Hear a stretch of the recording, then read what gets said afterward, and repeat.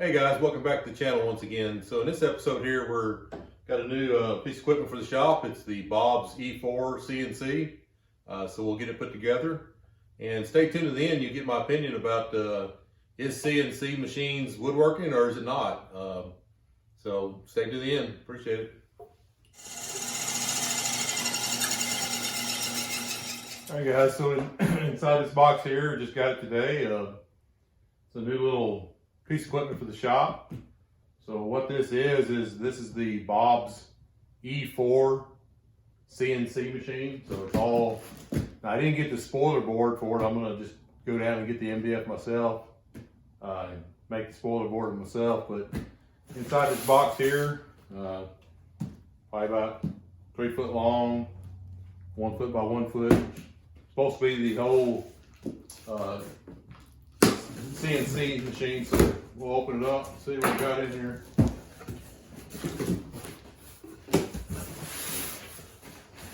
So the first thing we got is the with the DeWalt. You can get the DeWalt or you can get the key to this is the DeWalt DWP 611.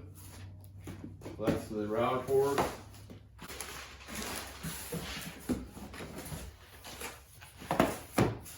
So it looks like the packing label here. This one here is labeled the wood parts. So all the little wood parts in here. This box here looks like it's just a power supply. This one's the controller.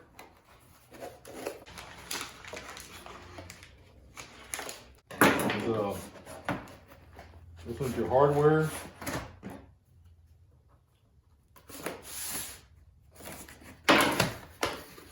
So it's got your USB cable. It's like the belts, gears, pulleys, lots of bolts and nuts. This one here is the stepper motors. You got 4 little stepper motors here. And then the last piece is this one should be the guide rods. So we'll get going on getting this assembled once I get the instructions. And it doesn't look like they supply the instructions. I believe they just supply them online. I did look; it's about a 106-page instructions, so it's going to take a while. I think most people it says about 8 good full hours to get this thing assembled. Again, like I said, you can buy you one that's already assembled, but you may not learn much about it. At least this one here, you're going to learn how it goes together and know how to repair it, and I think that's how they keep the cost down. So we'll get going on this, and we'll see how it comes out.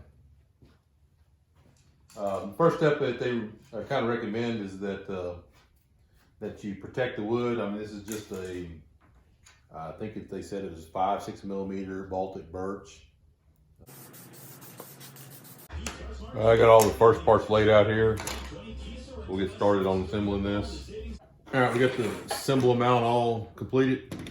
The online instructions are really good, so I'm not really going to build a video to go through the full assembly, so I'd prefer to that. So this just be kind of a general assembly video. It won't be the full assembly, so please follow that one. Like I said, Bob CNC, they have it online and everything's really, instructions are very good, parts lists are very good, so we're gonna go off that and I'll just show you the final assembly product of each piece as we go.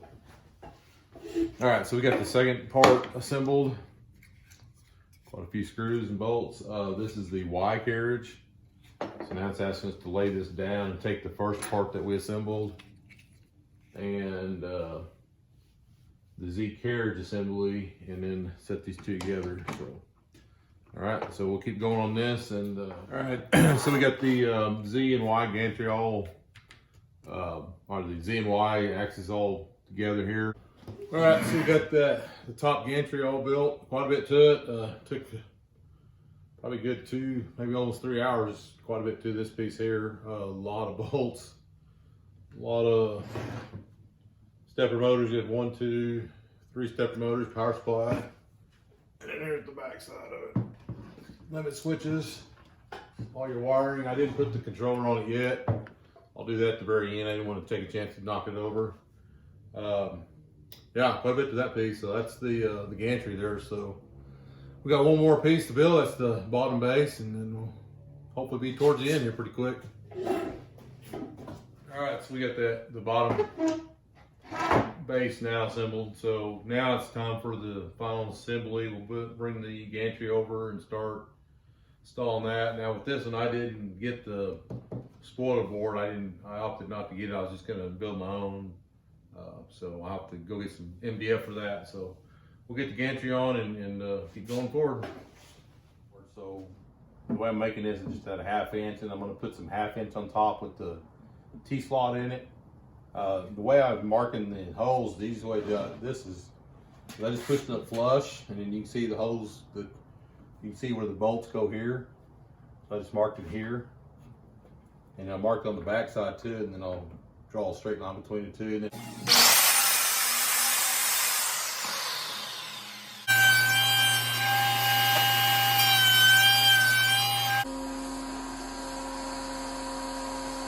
all right, so I just drilled 2 holes, front and then center and back, and then I sunk these down pretty deep. I'm using a Craig screw. It's got a little flat shoulder on it, so that it use a regular wood screw, it'd probably just blow out the bottom of this MDF. So first one I've got in here centered up, so we'll just screw it down. So I've got these down about looks like almost 1/4 of an inch down. Looks right at 1/4 inch spacing. So just gonna let it space in there like that, kind of in the middle. Make sure I got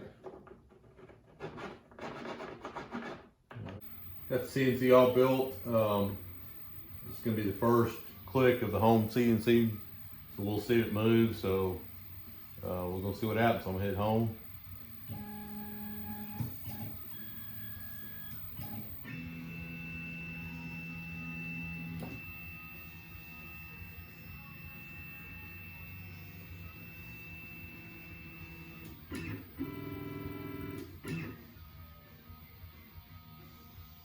All right, so there we go. Good first test. So we got it home.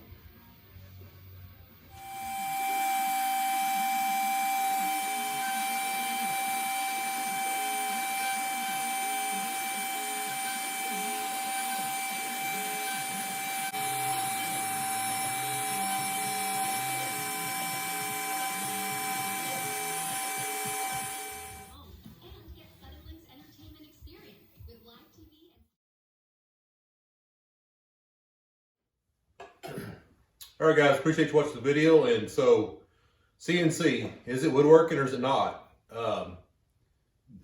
Personal opinion, and like I said, this is just my personal opinion. Take it for what it's worth. Is the answer is yes and actually no. If you're using the machine as a piece of equipment to incorporate in with another project you've got going, or you're building something, then yes, it is part of woodworking. It's no different really than a piece of another equipment like a table saw or something like that. The reason I say no, though, if you're just laying a piece of wood down and all you're doing is engraving it, and then you pick it up and then you say, look, I've got this for sale, it's really not woodworking. It's just you're printing something out. So I think the true woodworkers that can incorporate it into their projects, yeah, it's just another piece of equipment. A lot of people say, well, it's no different than a table saw. You're using a table saw, but I can't take and sell a piece of wood that I just cut, probably. I mean, if you're wanting to buy it, I'll sell it to you, but I seriously doubt that if I go cut the piece of wood on a table saw that I can put this out on the market to sell. I didn't really do anything, so I just cut it. Again, like I said, all you did, like here, all I did was print this out. Not much to it. Programmed it, printed it, and there you go.